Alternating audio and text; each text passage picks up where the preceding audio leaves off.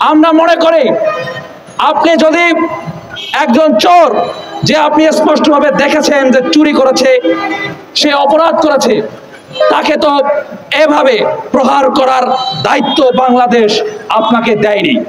আপনি খুনে হাসিনার আমলে মানুষকে নির্যাতন করেছেন, কিন্তু বাংলাদেশের ছাত্র সমাজ, ছাত্র জনতা, সকল পর্যায়ের রাজনৈতিক দল, শুধুমাত্র ফ্যাসিস্ট আওয়ামী লীগ ব্যতীত সবাই ছাত্রদের আন্দোলনে ডাক দিয়ে অংশগ্রহণ করেছিল এই ধরনের বৈষম্য, হত্যা, গুম, খুন বন্ধের জন্য। আপনারা দেখেন, আন্দোলনের পরে একটি শ্রেণী আন্দোলনকে তাদের নিজেদের ফসল হিসেবে দাবি করে মব জাস্টিসের নামে বিভিন্ন জায়গায় অপরাধ কর্মকাণ্ড চালিয়ে যাচ্ছে।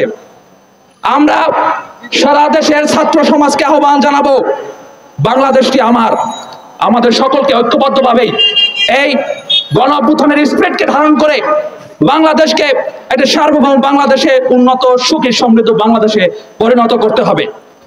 আজকে আমরা এখানে একত্রিত হয়েছি কি জন্য আপনারা সবাই জানেন। আমরা আজকে হৃদয় ভারাক্রান্ত মনে এখানে দাঁড়িয়েছি। আমাদের ভাই, আমাদের তোফাজ্জেল ভাই, আমাদের বরগুনা জেলার কৃতি সন্তান, পাথরঘাটা উপজেলার, তাকে কিভাবে নির্মমভাবে পিটিয়ে হত্যা করেছে আপনারা সবাই দেখেছেন বিভিন্ন সামাজিক যোগাযোগ মাধ্যমে।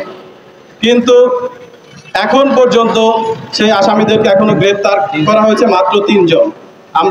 আমরা এখানে আজকে যে দাবি নিয়ে এখানে আমরা দাঁড়িয়েছি প্রেস ক্লাবের সামনে, আমাদের তোফাজ্জেল হত্যার বিচার চাই এবং তোফাজ্জেল হত্যা সহ এই দেশে যত ছাত্ররা হত্যা হয়েছে তাদের সুষ্ঠু তদন্ত করে আমরা বিচারের দাবিতে আজকের এই মানববন্ধন।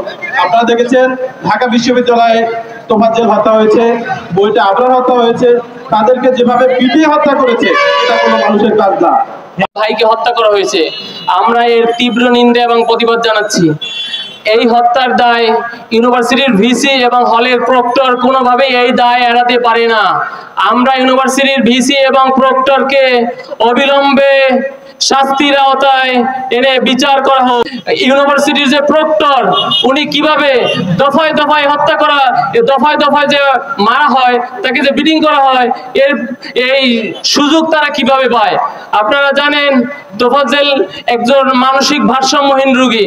তাকে যদি চোর সন্দেহ ধরা হয়, তাকে প্রক্টরের সাহায্যে থানা হেফাজত করা যেতে পারত।